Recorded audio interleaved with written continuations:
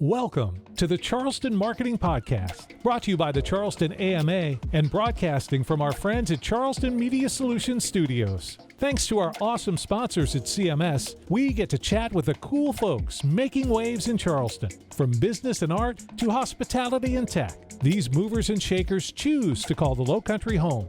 They live here, work here, and make a difference here. So what's their story? Let's find out together. Hello, and welcome to the Charleston Marketing Podcast. This is Mike Compton, your co-host today, president of Roombo, rmbo.co, and your president of the Charleston American Marketing Association. Glad to be here.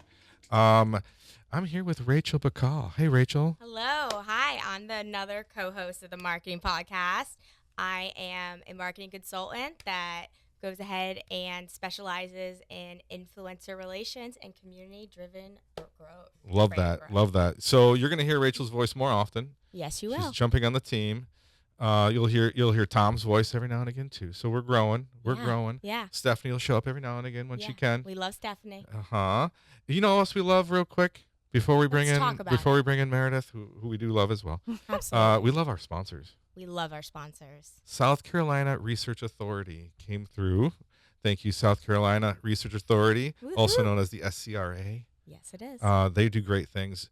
Listen to our ad roll, like you just did before this episode, and you'll learn more about what they do. And we also have a new teammate jumping on the board for Q1. We have King in Columbus. Woo! Yeah.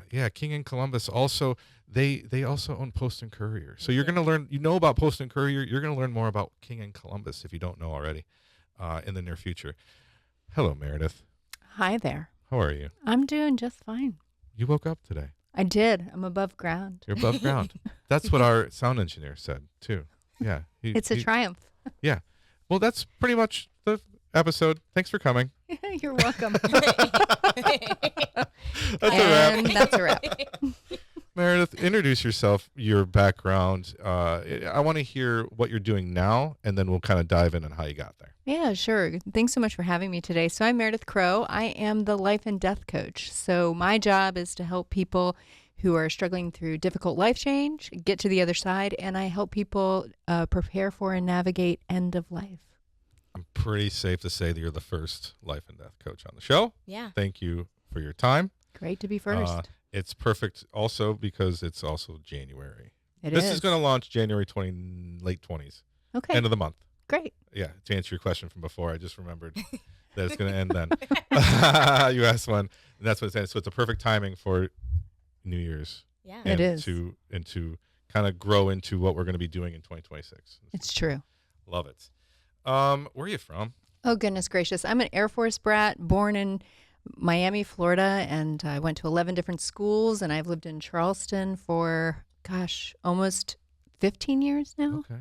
So this is my third time here. So you're not a Charlestonian. You can't claim Charlestonian. I don't think I can claim any. I'm a woman of the world, Ooh. Mike. I like that. Yes. Woman of the world. I appreciate that. I'm just from Detroit. Part of the world. What are you laughing about, Matt? Of course I'm a Lions fan. So Meridith, what was your first job coming here to Charleston? Charleston's such a finicky place to move into, isn't it? Like, we love it. It's a beautiful livability place, but to find a gig is difficult. My first job, I had the title of Special Initiatives Director for a local nonprofit, and ask me what that is, and I'll tell you that buying urinals was part of that. Jesus, Meridith. Urinals. Urinals. Well, yeah. I mean, I managed events? a renovation for one of our local nonprofits, in addition to many other things. Sure.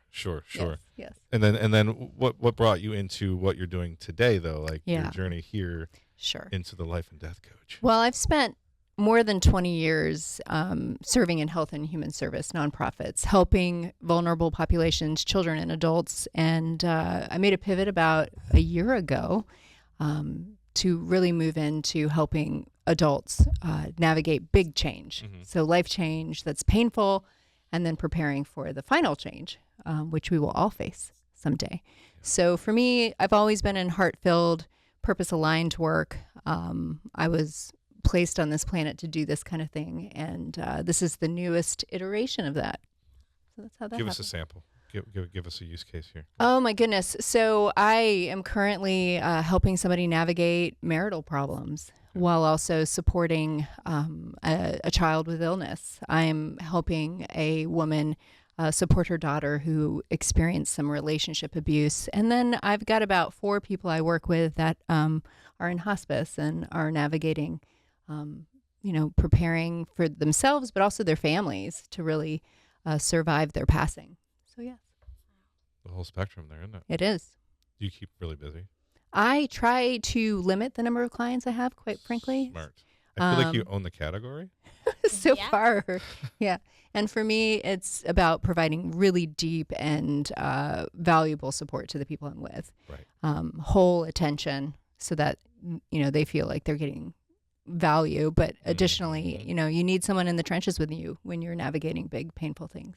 Exactly. We feel like there's a lot of agencies that are going down that road where they're limiting their clients as well so That's they can right. give full focus. Yeah. And that's kind of what our conversation is a little bit, is bringing it to the focus It is. conversation. And I'm sure part of your therapy sessions, let's call it what are the sessions? We call You're them not a therapist. sessions, right? For the record, you're not a therapist. No, I would say that I'm definitely a life coach, but some of the work that I do is alternative therapy. So internal family systems, for those who know about that. So I split the difference between the two, but on. I cannot claim that I am a psychotherapist. But you do hang your hat on the gifts of mortality. I do. What is that? Yes, there's so many people out there. I know there are people who are listening who are like, I never want to think about death. And I'm telling you that you really need to think about death.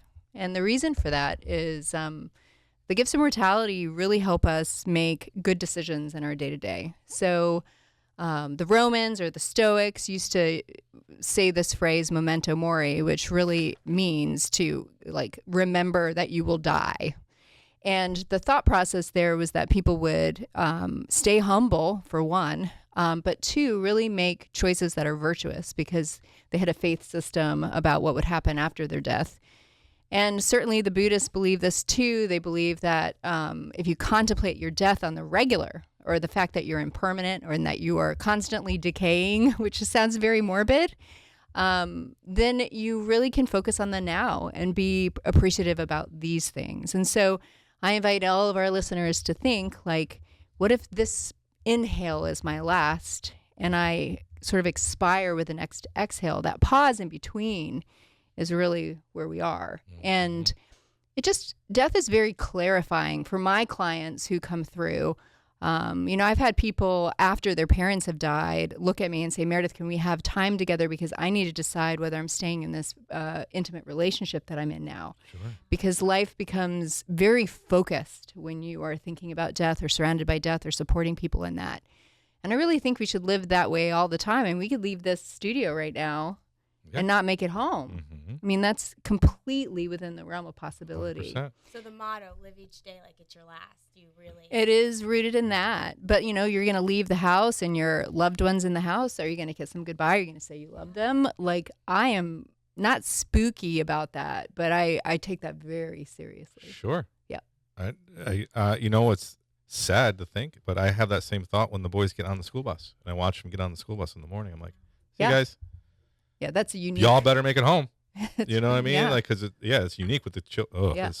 Anyways, it's very. You know what it is. You're hitting a lot of touch points, a lot of soft spots here. Yeah. So that's good. Rachel, did you have any thing that you wanted to chime in anytime, Ray? Anytime. I will chime in. Don't you worry. Yes, but going back to the gifts of mortality, specifically the memento mori practice. Yeah.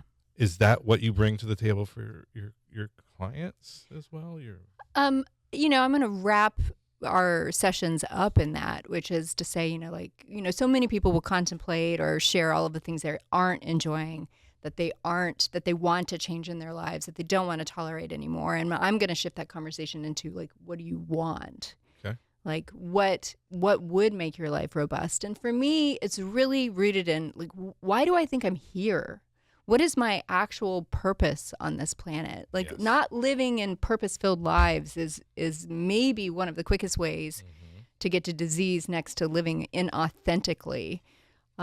So shifting focus to what we don't want into what we do want and getting concrete about that to the best of our ability is really how I help my clients. So if that's what death do I want to have? How do I want to spend the last days with my family? What kind of medical support do I want? Or what kind of relationship do I want with my partner? How do I want to show up as a great parent to my child? What relationships and friendships are serving? What business relationships that I have are not serving, that are taking time away from what I should stay focused on? Those are really many of the conversations that we have. Do you see yourself when you're having those conversations, when it comes there, that you, like you said, family members, they want to continue talking to you about those things after the fact? Yeah, there's something about bearing witness to, say, a family member's passing that makes you a trusted partner after the fact. Because you saw it go down, you understand what the dynamics were. You've been helping people through these vulnerable patches, and no one wants to find somebody new in that moment. It's hard enough to find somebody new when you decide that you want to engage in something. Now imagine being a survivor of someone's passing. It's nice to be able to turn to somebody who already knows the story, so to speak. Yeah, totally. Yeah. Good question, Rachel. I would say in that, like, because for me, sorry, this is a little dark, but when I think about it, I think, like, I want my life to be celebrated once I leave. Oh, like, yeah. Is that something common where it's kind of not seen as more of a sadness, like more of a let's party and celebrate who she was or he was? Well, I certainly wrote my end of life wishes, and it involves things like feel free to roast Meridith. Make sure there's black beans and rice and sushi. Love that. Like it's like there can't, like, here's I just finished an end of life document for someone who said, I want them to play The Sweetest Thing station on Pandora. I mean, you can get really, really concrete about things that are important to you. Like if you hate the color red, then there's 0 red at your celebration of life. So interesting. And then other folks, and my partner included, are like, just toss me off of a cliff. I mean, he does not even care. Yeah. I'm sorry not and he's to like, laugh. don't spend the money, It's right? okay to laugh. Yeah, We're here talking about the don't hard spend things the here. money. It's okay to laugh. Go on vacation or something, right? Yeah. And so it just varies so widely. Throw me off a cliff. Don't throw me off. No. Well, I mean, this is, you'll be dead first. We just won't to do be it. clear. Just so you know. You won't feel it. You hit some authentic touch points there, and some touch points of, like, when you're an agency owner, getting clarity and becoming your authentic self. Can you talk a little bit about that?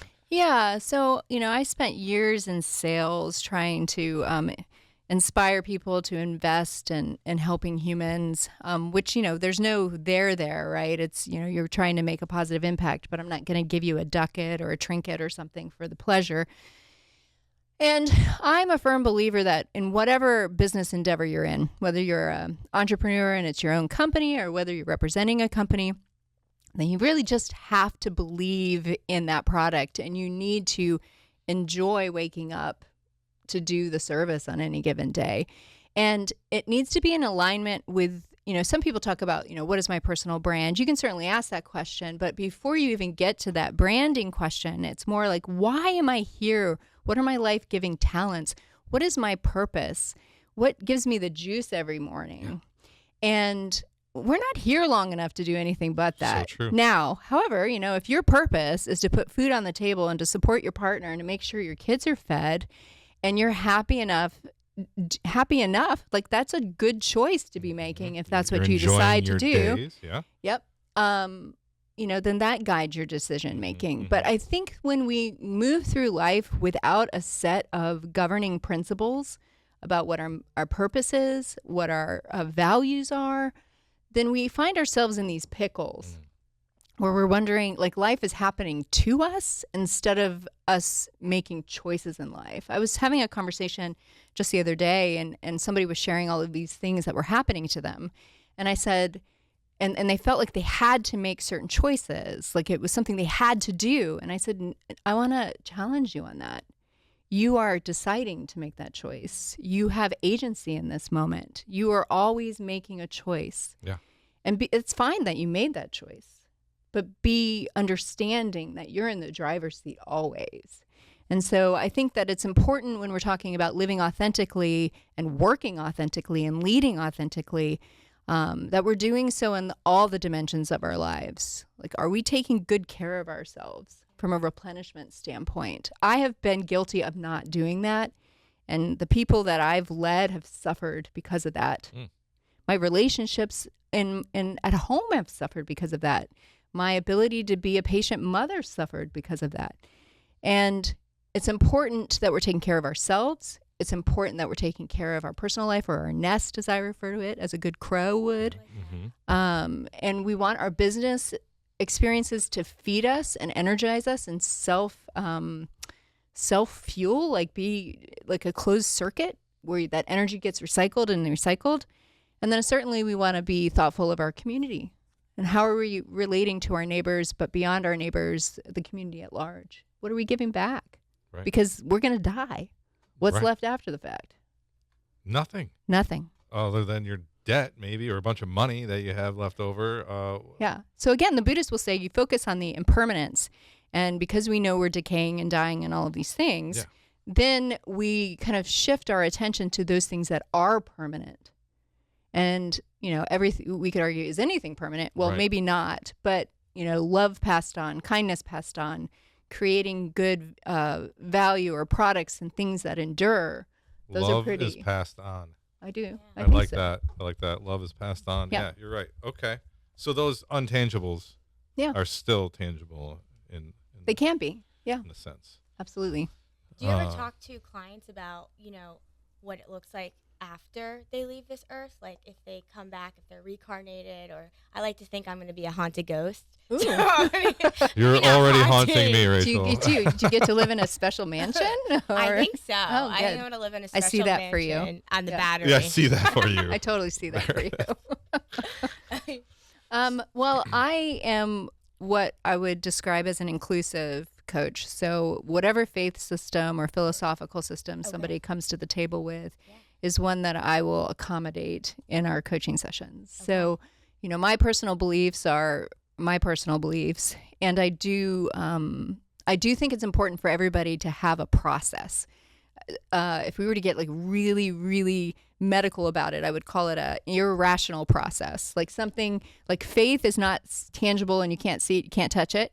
So it's irrational process for us. And so many people, in order to pass on into whatever lays beyond, whether that's nothing or whether that's heaven A mansion.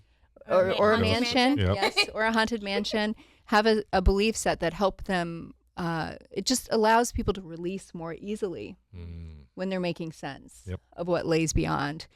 Because it's chaotic. I mean, we have no idea. However, I'll challenge everyone to say, here's a good question for you. Why are we afraid to return to the place from whence we came? Because we don't know about it. It's the unknown. It's the fear of the unknown. Right. But I mean, we came from there. Can't be that bad. I mean, we think we're pretty cool people. Individually, hopefully not everybody likes themselves. They should call me if they don't. But it's just something to think about. That is something to think about. Yeah. On a long-term level, right? Yes. Like Yeah. on a Yeah. full scale, On a I'm short-term 100, level, 100 you plus. should just, really take stock. So at the beginning of each year, or actually prior to that, I like to look in the rear view and Okay. say, how did last year go? I like it. Like, how did I live? How did I love? And what did I learn? How did I live? How did I How did I love? love? And what did I learn? What did I learn? And so looking into 2026, it's not too late because January is really a false month. We're still in kind of this weird hibernation. Tell January that. Yeah. I mean, it's hitting hard, but like we're trying to catch up and also move forward at the same time. It's a strange month. I appreciate that because I did fail my first week of time blocking. Yeah, with a brand new planner even. With a brand new planner. It's empty. 100%. 100%. Yes. Anyway, Yeah, I got a but whole thank you 5 for days in, and then I forgot yesterday, and then I fixed it today, and now we're on track that. So again. I have time. Well, the first couple weeks, you're like, what day is it? Yes. Like, I would say it's Yes. Thursday, Friday. So January is a funny month that way, but it's still possible for us not to set resolutions, but instead to set intentions. Thank Ooh, you. I love that. I do not trade in resolutions. I trade in intentions. And so what that sounds like is, for me, I'm going to I have figured out, or I am healing my SI joint, for instance. Okay, what's that mean? Well, that's just a hip joint, go right? ahead. Like I get some hip problems I there. am healing my Achilles tendonitis. Yes, right. I am a mother who's patient for her son. I am a partner who is doing X, Y, and Z. I am a boss who does X, Y, and Z. That way we're embodying that every morning. Yes. It's not future focused. Again, if we're memento mori, we're now. I want to go back to memento mori. Like, this is it. Okay, go. Yes. Keep talking about that. So if I'm an entrepreneur, if I'm a business person, like, how do I want to show up for my employees? You're not saying, well, I'm going to show up like that for my employees. You're like, no, that's BS. I am the leader who does these things. Yes. And then you can look at this every single morning. I mean, I know people make fun of like things on mirrors. We've done what are they called? Mantras. We've done mantras. Nikki Kunye. Oh, good. She's in the building somewhere. Nikki's a great Maybe human. she can hear me. I don't know if the speakers are on. Hey, Nikki. Hey, Nikki.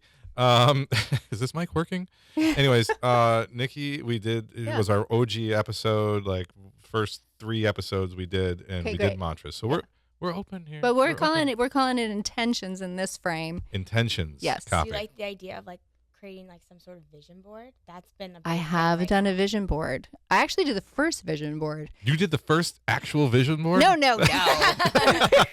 I did the first Not that old, Meredith. No, I invented the internet too. No, I sure didn't. No, sorry. But I did one, and it was that I like a vision board because it's fun, and I think it doesn't matter whatever kind of style learner you are. Yes. If you're a writer, you need to record it for yourself. You need to make some pictures. Whatever works for you. Right. Well, that's the most important. I mean, you're just kind of talking about the practice, how they implement the practice in their own life is their own. That's right. You coach them through that. That's correct. You make the big bucks. How do you market death? Yeah. Oh, goodness gracious. That is you have to, it's an uphill climb, Mike. It totally is. In part because there is so much fear and stigma associated with it. For me, it's having conversations like this. And, death is an industrial complex like anything else. It used to be something that was in our homes. We had a parlor for a reason. You laid out your family member in the front. And it really wasn't until the turn of the... Wait, what? Laid out what? Like dead? In the front? Like in the parlor? We took care of our dead. That's what we did. Really? And it was only until funeral homes came about, really post-World War II, that we had the death get so far away from us and so sanitized. No kidding. And death is a beautiful process. It's not all that different than birth. And I've seen lots of people on their way to dying, and it can be a very, very sweet and meaningful process. I supported a man just a week before Thanksgiving whose mother was passing, and he wanted to keep her on new food and nutrition longer. And I said, well, what's left to be done? And he just sat there and he was contemplating all of the things that he had done for his mother. He's like, there's nothing else I can do. And I said, have you done everything you can do? And he said, yes. And I said, well, then now's the time to give her the gift of allowing her to pass. Woo! On that topic, do you feel like, because right now it's I'm not very crying, you're controversial. Sorry, I'm getting away Yeah. No, from I'm the not crying. You're emotional. crying. That's fine. He's Whatever. crying. I'm Yeah, like, he's next thinking up. about his own Typical mom. female. No emotion. Seriously, because in different countries, if you're in a place where it gets uncomfortable, I think maybe some states have legalized it in the U.S. I could be wrong. You know better. 12 states. Dr. 12. Kevorkian style? Is that what you're getting at? Yeah. I'm from Detroit, so yeah, he's from Michigan. Okay. Yeah.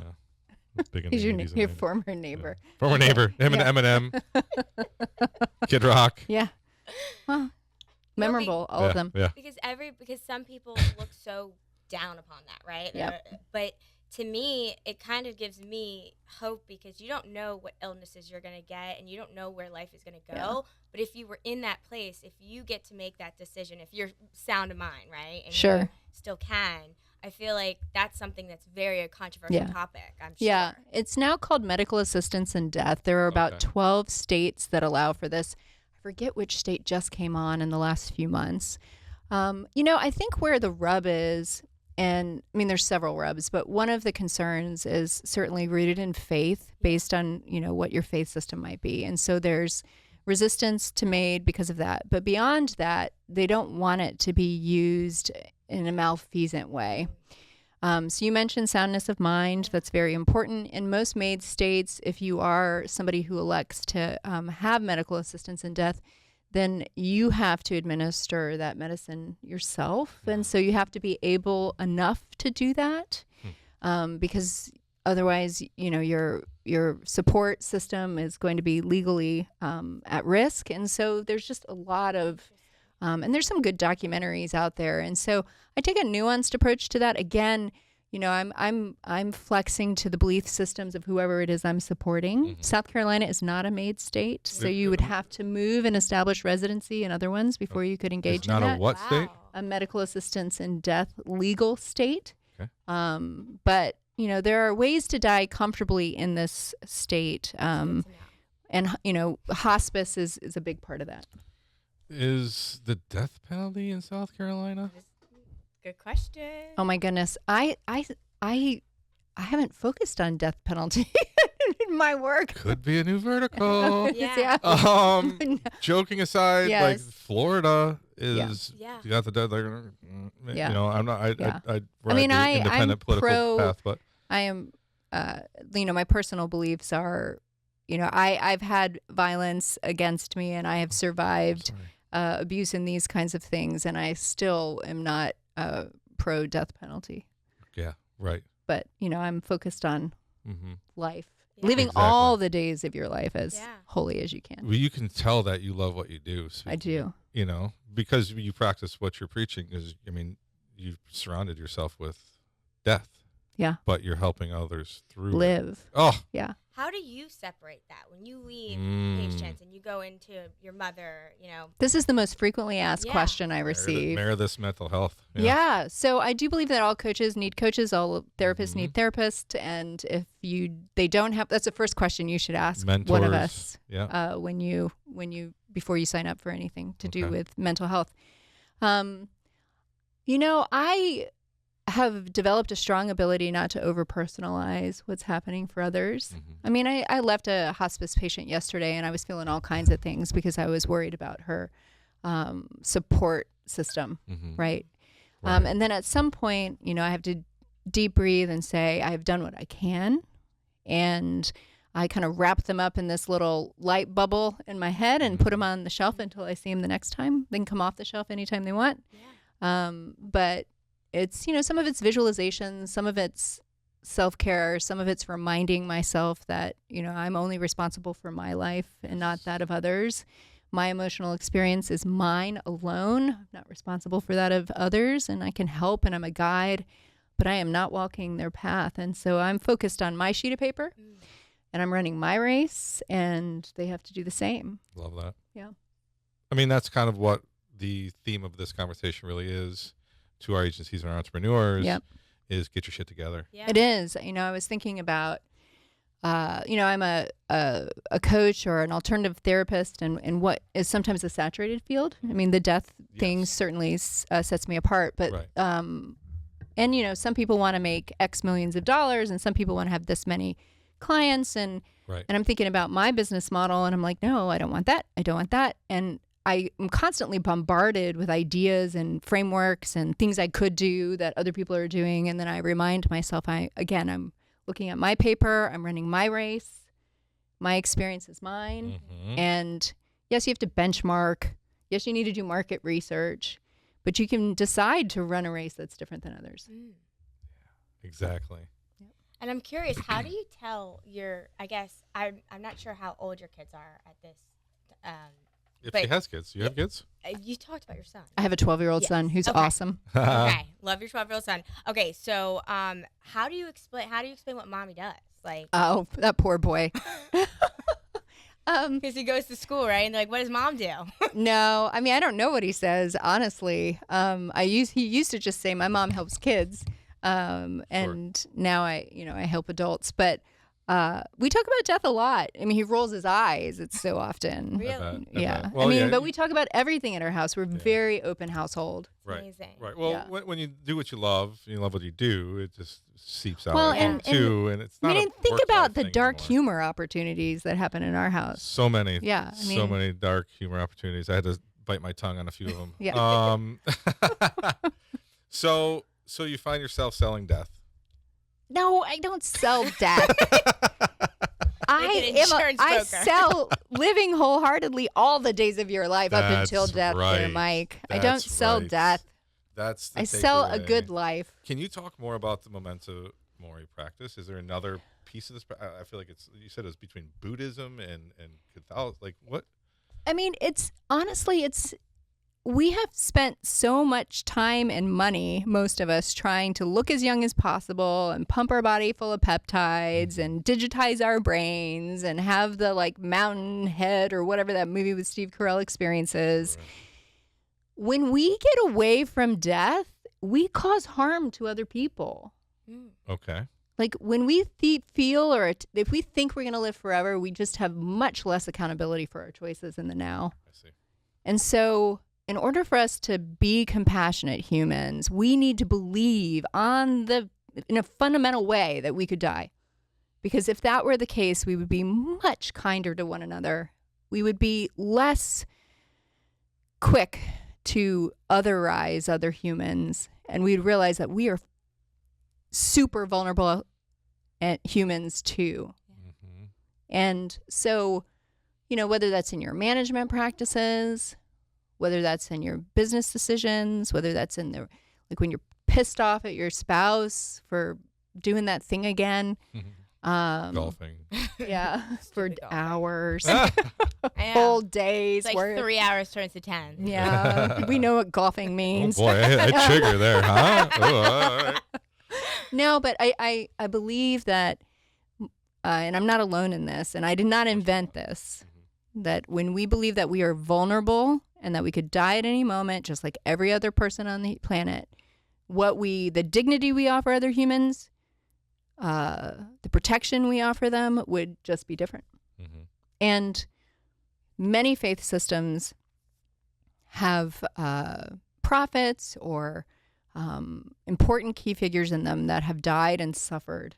And so I think it's important for us to remember that it is our destiny to die, and that should inform our virtuous life decisions. To be more prosperous in the moment, intentional, loving, All that. kindness. And it's profitable to be those things. Yeah. Because people will move towards you because they want more of that. Yes. I 100% understand what you're saying there. Yeah.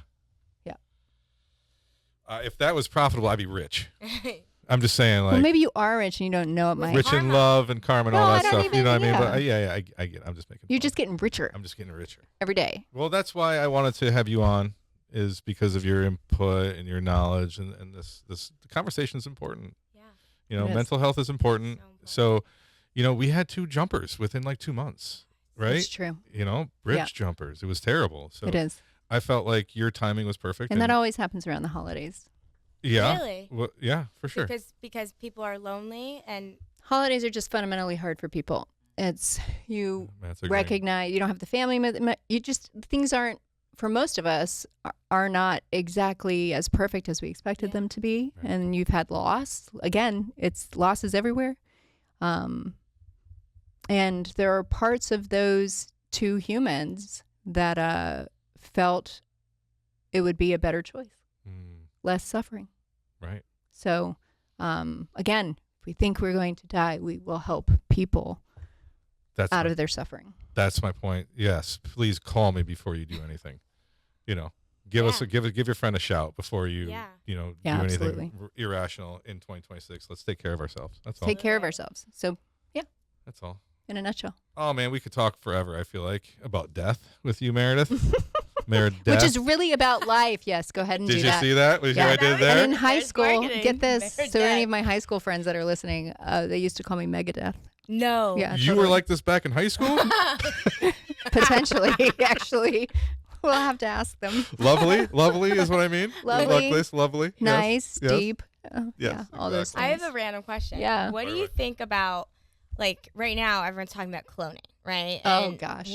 do you think that you're supposed to live your life to the fullest and then, you leave a legacy? Or do you think that there's a world where you might clone yourself and come back and when that technology is here? What's your thoughts on that? Oh, goodness gracious. You can ask me what I would want. I'm not going to be able to tell you like some moralistic argument on that because I haven't done, I'm not an ethicist in that regard. Okay. But I would tell you right now, I'm ready for whatever's next. Yeah. I mean, I love this life and I'm good for it. And if I were to pass tomorrow, my biggest concern would be my son's welfare. Mm-hmm. But, I've had near-death experiences before, and it's really not all that frightening.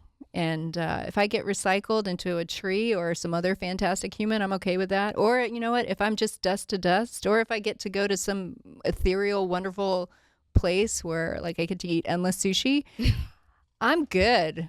I don't need to be cloned. So, you think about it, though. Of course. The salesman in me says if we're cloning people, that's more potential clients for you at the end of the day. Oh. Well, I might not want those You have clients. to go down like a different route because it's like No, they wait, leave no, and come no, back. no. Yeah, I'd No? have to. I'm just trying to help. Meredith. You know what? That's a business trailhead that I'm going to leave to someone else. Yes, Yeah. yes. I know my purpose here. I have plenty of bad ideas, as Yeah. everybody and the listeners know. I feel And like shout you've out to my mom got a terrible and my wife. dystopian movie script in you right So, there. right, Matt? We should get to writing something. See? See? The real life Clone Wars. I just did it. It was on me. You heard it here first, Charleston Marketing. Founder Mike Compton. Because I know Oh, boy. Walt Disney, he has him. I mean, Cryotherapy. right. yeah. Yeah. Walt, yeah. And he's ready to come back. I don't think he wants to come No, back. nobody wants to come back. with us, He'd be happy how Disney's doing. I mean, maybe. Right? I don't know, right? It's hard to say. Yeah, Yeah. I don't know. So anyhow, in a nutshell, Meridith, thank you for your time. Thank you Yeah. for sharing. You shared some deep secrets there. I mean, there's some soft stuff there. You didn't have Mostly to really my talk about. nickname, yeah. Hey? Mostly that high school nickname. Yeah, yeah, No, there was some other stuff that you didn't really have to share, and I really appreciate you doing it. of course. Rachel? Yeah, no, it's awesome, talking about this topic, but talking with someone who kind of brings a positive light to such a somber thing that we can't avoid. Yeah. I mean, I think That's the idea, I right? honestly, it is the idea. Why not live like every second or every breath as fully and as wonderfully and as wholeheartedly as possible? Yeah. Why not? And I'm happy to do it here with you guys. Fantastic. All right? Yeah. Thank you. Let's all go together. Oh, my God. No, I'm not ready. No, we got Kool-Aid passed around? Like, what just happened? No. Dark humor is allowed. Incest. Yeah. Shout out to our sponsors. Yes. Keeping us alive. The SCRA and now King in Columbus. And don't forget about Jerry Feels Good with the Beats. And then Meridith, again, thank you so much. Thank you. Real quick, how do we get a hold of you? Yeah. Yeah, so you can reach me at my website, thelifeanddeathcoach.com, where all my contact information. I'm available on LinkedIn, on Instagram, on Facebook. Yes. Come find me. Yes. She likes coffee. I do. And Sushi? and a great conversation. Last I know because I had one. question. What's your favorite sushi spot? Okay. Oh, Charleston area. goodness. Wow, That, that's a great 167. That's a great one. 100%. 167, where is that? East Bay. Yeah. You've tried Shiki? Not yet. Oh, you'll love Oh, Shiki. oh, Next look at up. that. Look at that. All right, guys. And also thank you to Matthew, our sound engineer, and the Charleston Media Solutions for recording and Matthew's time. Big supporters of Kama. Appreciate you guys. We'll see you guys next time. Bye, guys. Bye-bye.